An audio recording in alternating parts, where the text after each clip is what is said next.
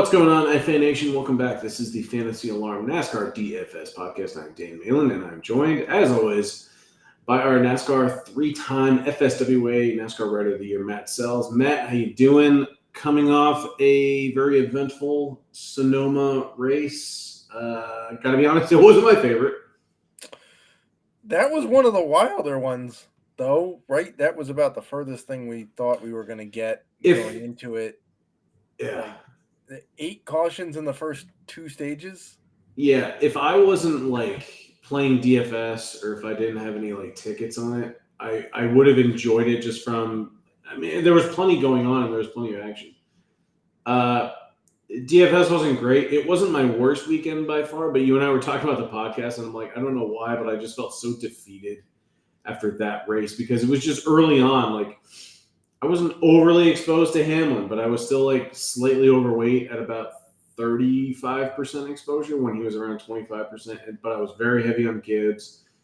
MTJ had a terrible day. I was heavy on Byron, and he broke a toe link. So ultimately, I love road courses for DFS because you kind of throw the dominator points out the window, and you can find creative ways to gain leverage on the field with just guys that just need to finish well. And I hated that my day was pretty much over early on.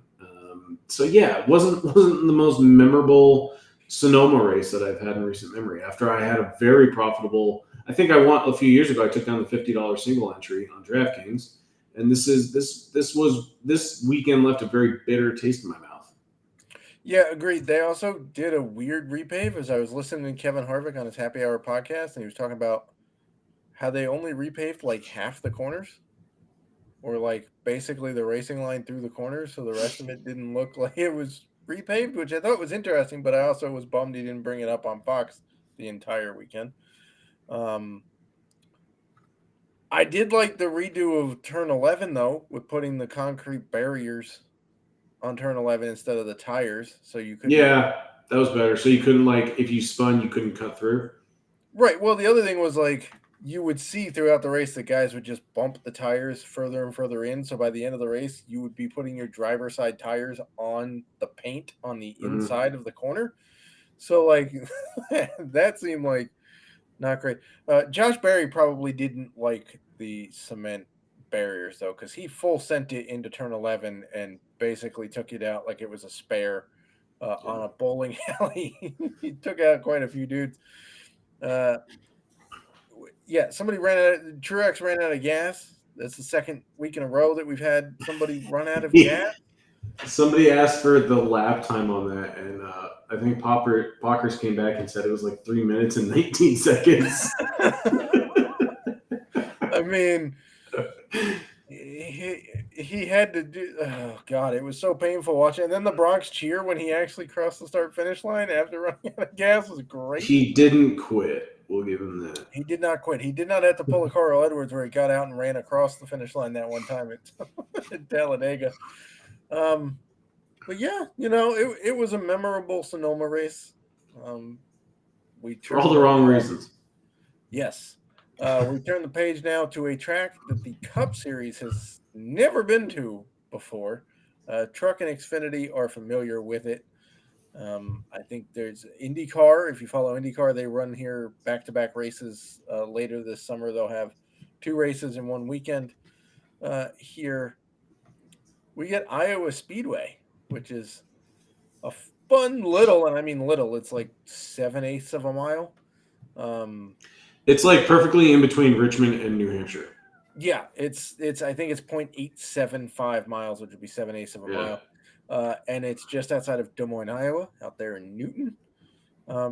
Yeah, it's a fun little track. We also switched to NBC. So those of us who watch the races and whatnot, this is, again, NBC's the rest of the way. It's not actually on NBC. It's on USA. But we do get the NBC crew. So what are your first – so you've seen Iowa Speedway before because with the trucks and Xfinity stuff. What are your impressions of it from the clearly not the same racing as Cup, but it is the same track?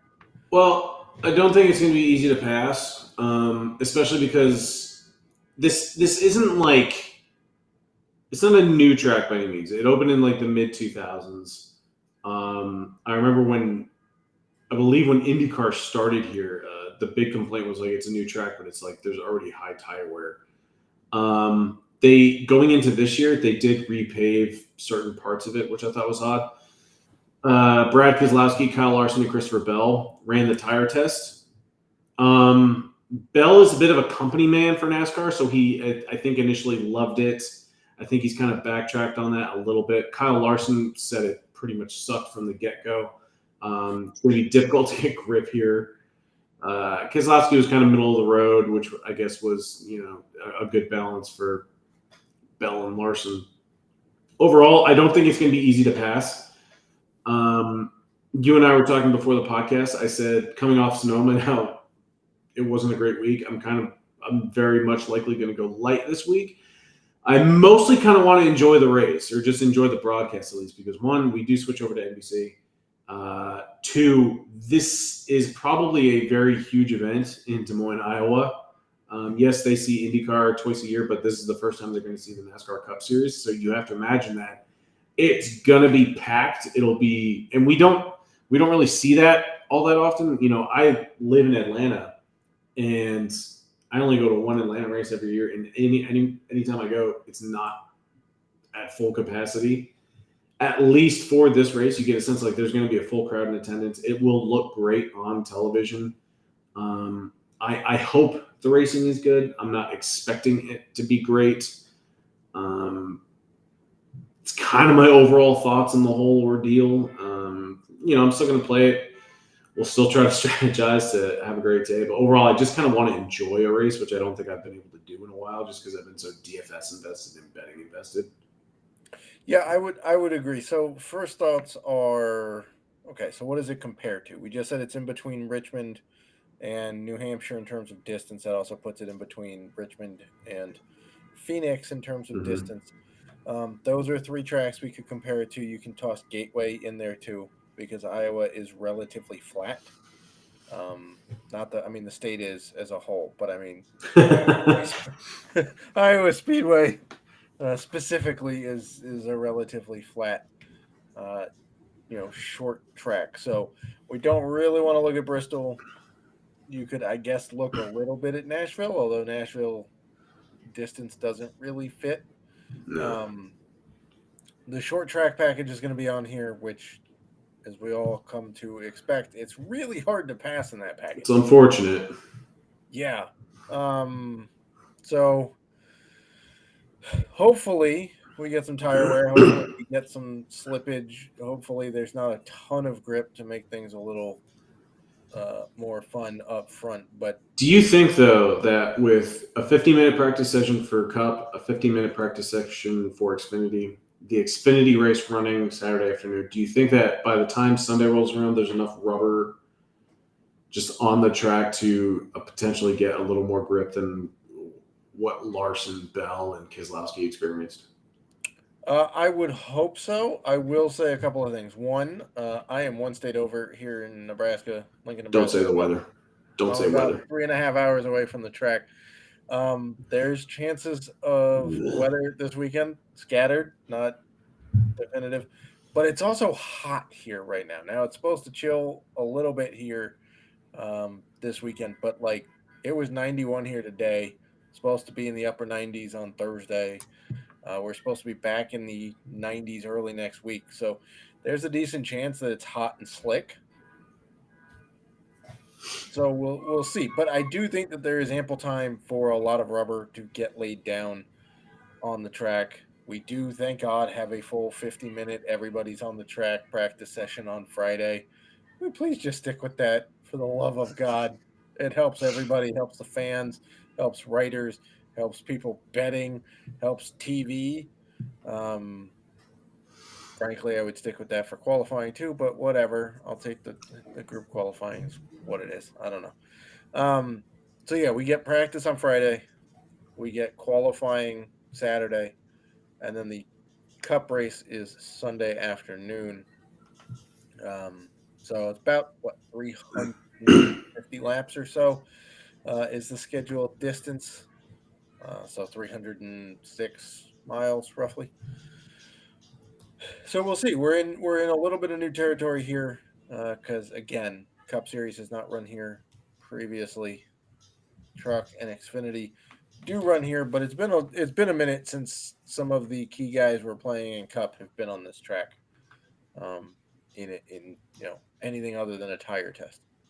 So with that, do we want to dig into the driver pool here?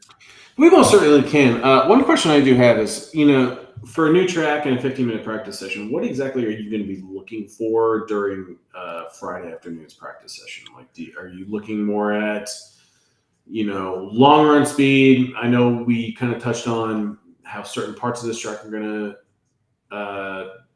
have been repaved, or are you looking at guys that improve upon their speed by just making quick adjustments throughout practice? So I'm going to be looking for guys, like you said, that improve upon their speed, for one, because just because they go out the first time, just because somebody has the track nailed the first time, doesn't mean tire wear isn't going to be a problem, or they're not going to get caught by others who may not have the setup right to begin with, but then adjust. So guys who get faster as they go are always guys we want to look for. Long run speeds probably going to be a factor here. The talk of being slick and not having a ton of grip is certainly a possibility. But generally speaking, in the shorter track package, there's so much downforce that it's hard to really slide that car out. So I think we're going to get some decently long runs on Sunday. So I do want to see long run speed. I'm very interested to see how some of these like 3 and 4 car teams operate with everybody being in one practice session, right? Does a team like JGR set up 2 cars one way and 2 cars another and see which is faster? Yeah. Does Hendrick do the same thing? Does Kyle Larson share the notes from the tire test and everybody sets up the same way regardless of driving style? Because it used to be with the group sessions where you kind of you couldn't really tell if everybody had their car set up the same way and were playing catch up, or if they had split it and whatnot. So I do think that the 50-minute session is going to be a pretty eye-opening one for us. We'll have practice and qualifying table in the playbook, obviously once qualifying happens on Saturday. But yeah, I would be keen on 2 things. One, the guys who get faster as they're on the track more, and then long run speed. All right, now we can dive into the driver pool. It's always weird when we kind of preview a race that we don't really have track history. Last week was easy with Sonoma. We could look at road ringers, guys that have had success at that particular track. This one's tough. We know which teams perform well on the short, flat tracks. It should come as no surprise that Kyle Larson can win on any track. I always get kind of bored when I'm writing the Truck and Xfinity Series playbooks because I feel like it's always so easy to just write up. For the trucks, you can play Corey Heim any week. For Xfinity, I don't know. It might be Justin Allgaier or somebody from Joe Gibbs Racing. For the Cup Series, it's Kyle Larson. He can win on any track, correct? Correct. It also helps that he's done the tire test. Correct. Now, we're not going to lean entirely on the tire test. We don't know who ran the fastest laps. We don't know how everybody fully did. We just know that they ran them because the results aren't really for the public. They're for Goodyear to make sure that they're coming with appropriate tires that do what NASCAR wants them to do, whether it be generally fall off or just make sure they don't blow up or go flat super quick, right? But in terms of tracks, we're looking at, we hit on a few of them with Richmond and Phoenix and Gateway, a little bit of Nashville in there, some New Hampshire. So that's kind of what I'm going to reference in the trends for the playbook. And when I reference, hey, this guy's done this in this package, that's kind of the tracks that I'm talking about. But you're right. Kyle Larson's one of the guys that can just show up and win anything. He just has a knack for making things go fast. If you put him in a Lego car, I guarantee you he would find a way to make it faster than anybody else. He's just one of those guys. So he's always in play. 11 grand. We're gonna again. This is a short track. There are 350 laps. That's a decent amount of Dominator points that we can get. Yeah, it's an easy price tag to pay off if he qualifies well. Right. If he qualifies well, and he can move up and lead laps, that's a pretty easy price tag to pay off. Christopher Bell is an interesting one to me. Because if you look at the odds, the sports books like him as the favorite. DK has him going off at plus 380, I believe. I think BetMGM is about plus 400 or plus 450. But he's generally in that range. Sure, I get it. He's been arguably the fastest guy in the short track package this year. But, as some of our colleagues have pointed out, he's done really well at New Hampshire twice, and he's done really poorly at New Hampshire twice. So, going off as the favorite, are we so sure that we really want to bet him? I don't know. Would I play him in DFS? That's a different story. I think he's fine.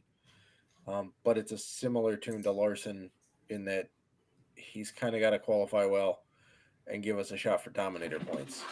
So, as my cat jumps way up in my bookshelf. I will say... Good Lord. That was distracting. I don't know if you're watching on YouTube, my cat just jumped all the way up on my bookshelf. I missed it, but I will say that for Christopher Bell, in the 4 races, because the Xfinity Series used to run basically a doubleheader at Iowa in 2018 and 2019. Right. They ran June and July in both years. In that 13 to 14 month window of those 4 races, he won 2 of those races, and he was the runner-up in the other 2. Yeah, it's pretty good track history. I mean, he was really fast at Gateway, probably should have won that race. Yeah. Until he blew up with 2 laps to go. So ran really well at Richmond, didn't qualify well, and then moved up. So there's hope that even if he doesn't qualify well at Iowa, he could still move up. And obviously he won Phoenix earlier this year. So, similar tracks this year in the Cup Series. I can see why he's the favorite and why he's right up there with Larson. The rest of these guys in the, let's say, 9K and above range, some of them are very interesting. Do we go with the driver at 9,300? He's perhaps the most interesting one simply because of the new thing narrative, right? Yeah.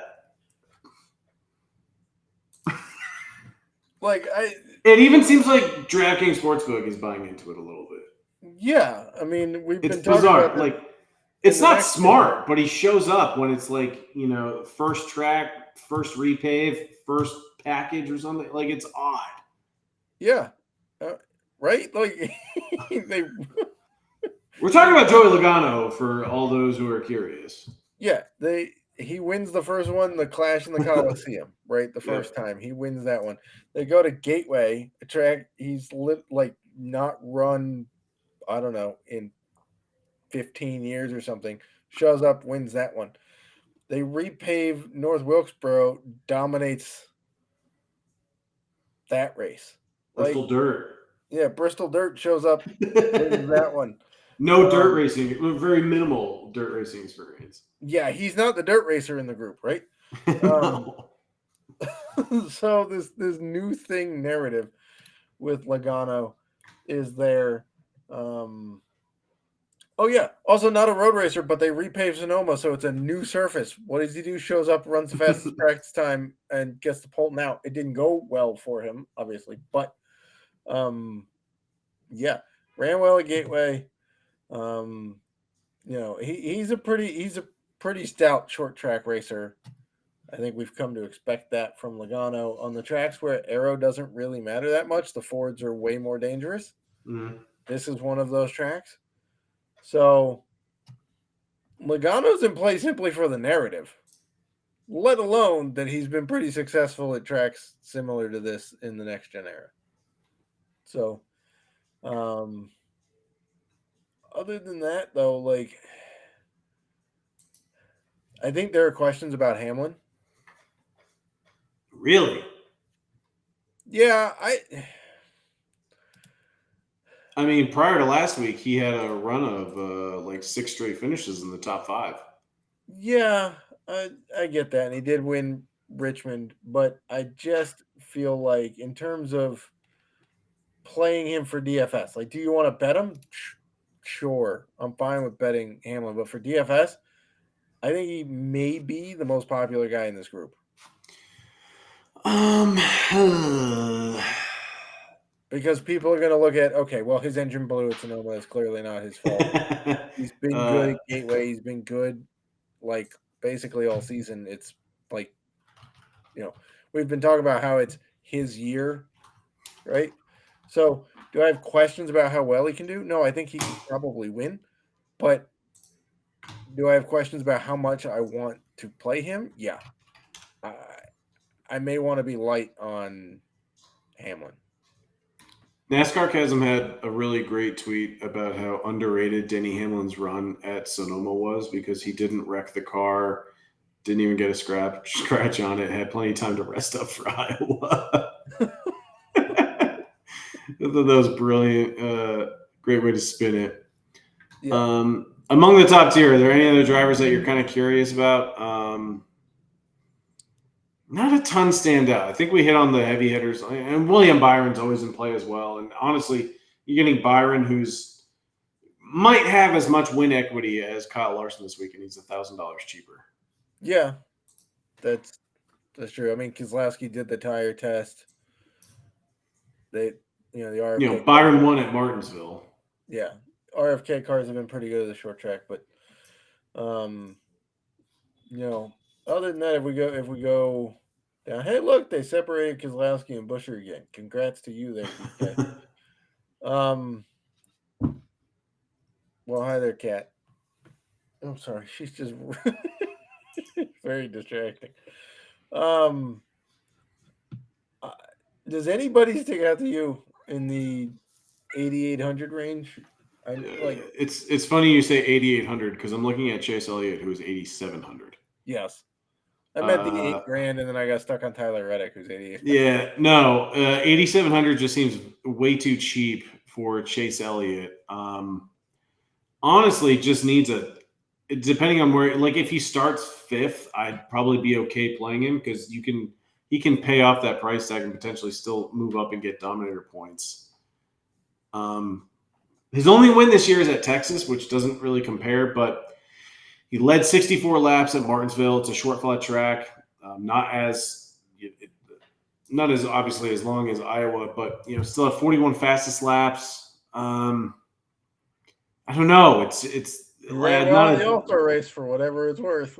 Correct. Yeah, I can't really just write him off necessarily. You can't because the equipment's great. It's a great price tag given what we know he can do. 8,700.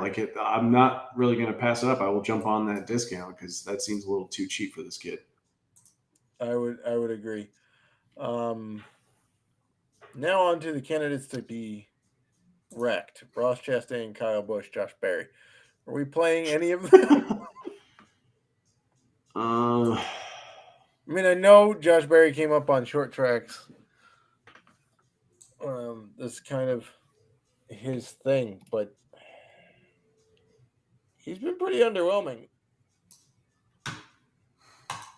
Yeah, I don't really have too many nice things to say about Berry. That will boil down to where he qualifies. Other than he did move up everything.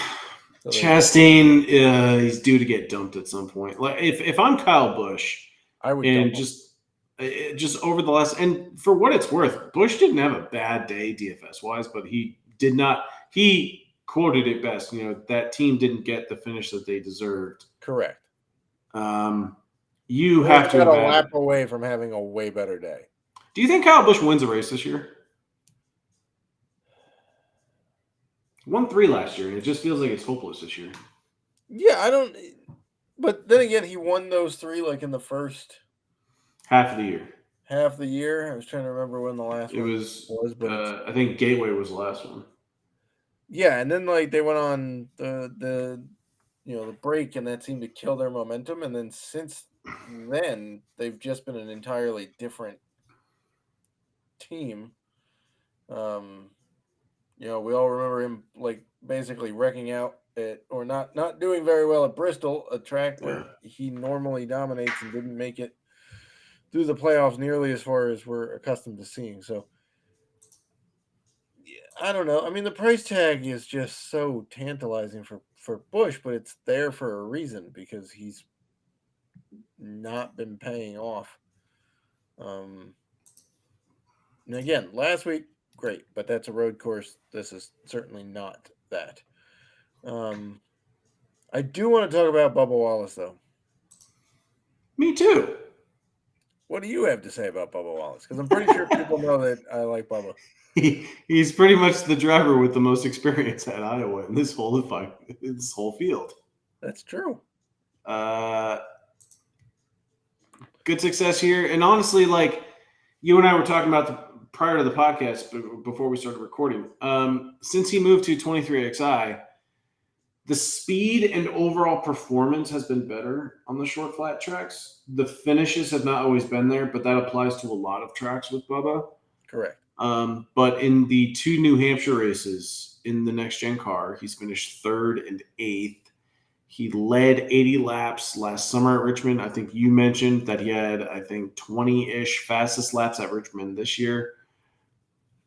I mean, the owner of the car is Denny Hamlin, who drives for a team that is very good on short flat tracks. And Bubba is progressing in the right direction on these tracks. And he's raced here in the Truck and Xfinity Series. Now, granted, that was years ago. He didn't do a tire test. He has not run on the new quote-unquote repave for this track. But overall, he should kind of know what to expect here. Yep. Okay. Rumble retweet. That was everything I was going to say. He's sneaky good at short tracks. Another guy who is interesting following Gateway is Austin Cindric. Yeah, he was so disappointing last week, though. Penske looked so good at Gateway.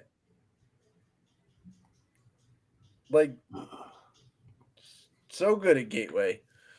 Obviously, Cindric got the win because... To his credit, it's not like he just led the last lap. Like, he led 53 laps. Yeah, and he was quite happy if he was going to finish second. Like, he was in the top 5 basically the entire day. Yeah.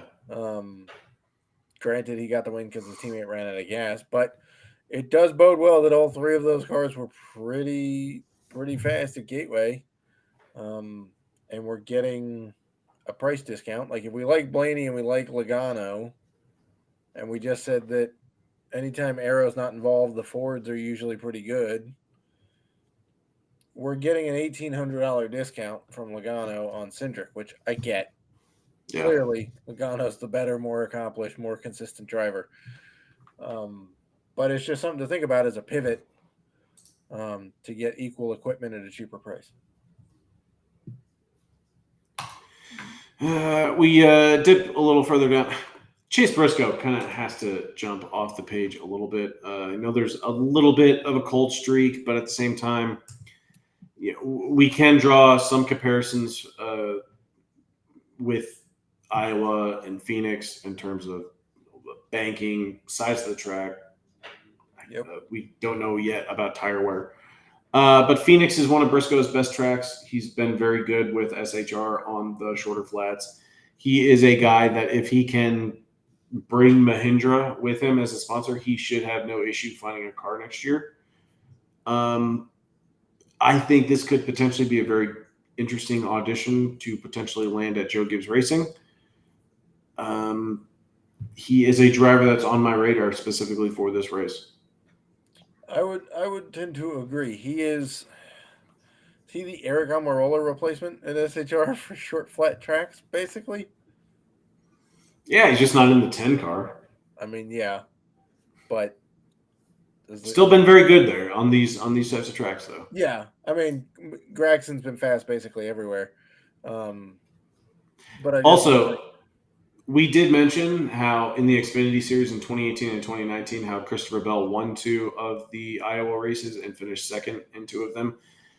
Chase Briscoe did win one of the 2 races that Christopher Bell was second in.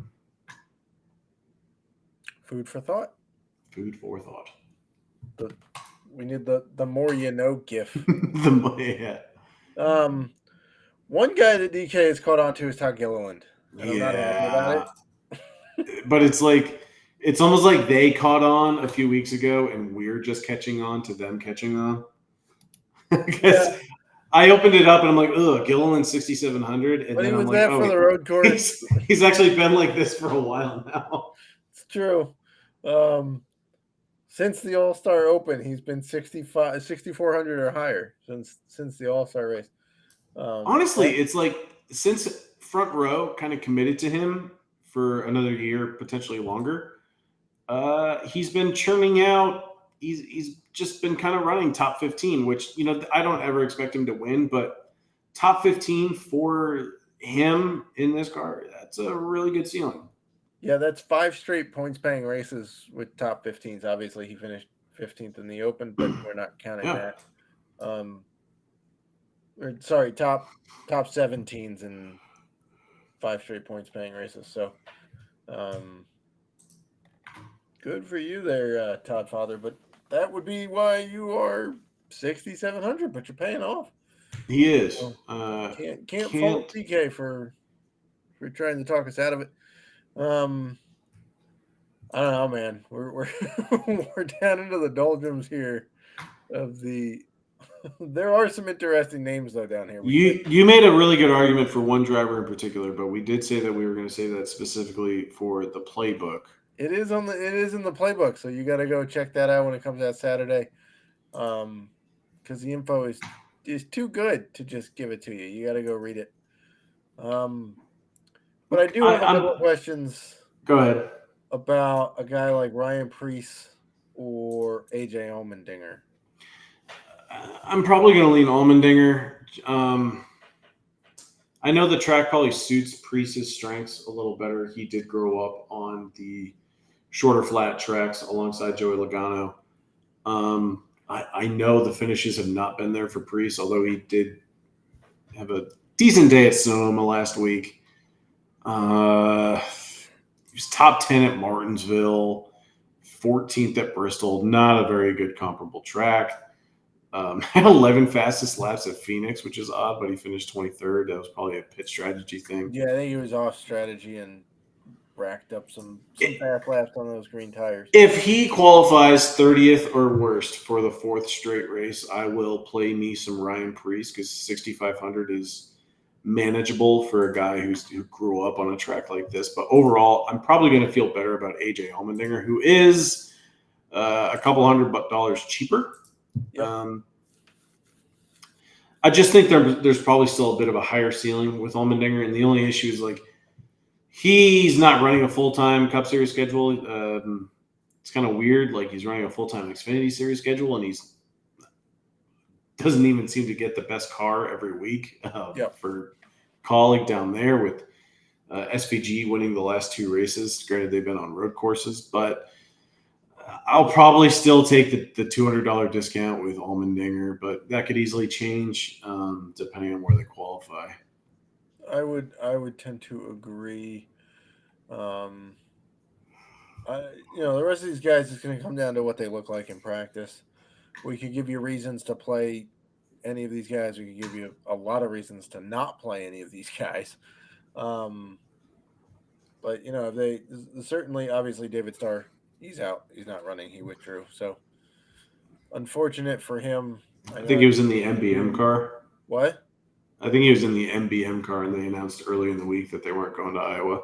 Yeah. I know we're going to have to rearrange our entire strategy because he's not there. But, there's that. By the way, nice run. Now, I will say that Zane Smith probably should have had a better than 16th place finish. I thought you were going to talk about Daniel Hemrick. I mean, we can. I don't want to. Zane Smith at Gateway he's been pretty good. I gotta say, when you pick and choose the right spots for Zane Smith to be played, he can be. We talked ourselves onto that play like mid podcast last week with Zane Smith. Yeah, it worked out. I expected him to finish a few spots further towards the front, but kudos to one of our members in the Discord that mentioned that he was 400 to 1 to win on DraftKings Sportsbook, and I got a little piece of that. But obviously, it didn't hit, but I still take it. Why not? If you put $1 on it and it hits, you're $400 better off. But yeah, that'll kind of do it here for the pod. Obviously, we'll have playbook out. We'll have be in Discord all weekend. Practice notes. Thoughts on practice and whatnot going on throughout the weekend. Pay attention on Saturday because qualifying for Xfinity is happening, 2.5 hours before the race? It's a very short window to build lineups. I don't think I'm doing my usual 20. I'll probably just do 3 to 5 lineups for Xfinity just because by the time qualifying ends, it's literally about 2 hours to build lineups, and I don't want to be scrambling for 2 hours. Yeah, they run Xfinity qualifying, then Cup qualifying, then it's the pre-race show, then it's the top of the green flag for Xfinity. So not a lot of time there. Obviously get more time for Cup because, Cup's a 3-day show. But yeah, we're on to the NBC portion of the schedule. We don't get breaks until Olympics? Mid-July, late July? Late July. So enjoy it. We got some interesting tracks coming up here, starting off with Iowa, first ever Cup race at Iowa. So hopefully it puts on a show. That's what I'm rooting for. I'm hoping for a good show. Would love to see them put on a good race in front of a packed crowd. Hopefully every seat is filled. But Matt, as always, thank you so much for your time. Best of luck to you this week for Iowa, and best of luck to the FA Nation. Best of luck, FA Nation.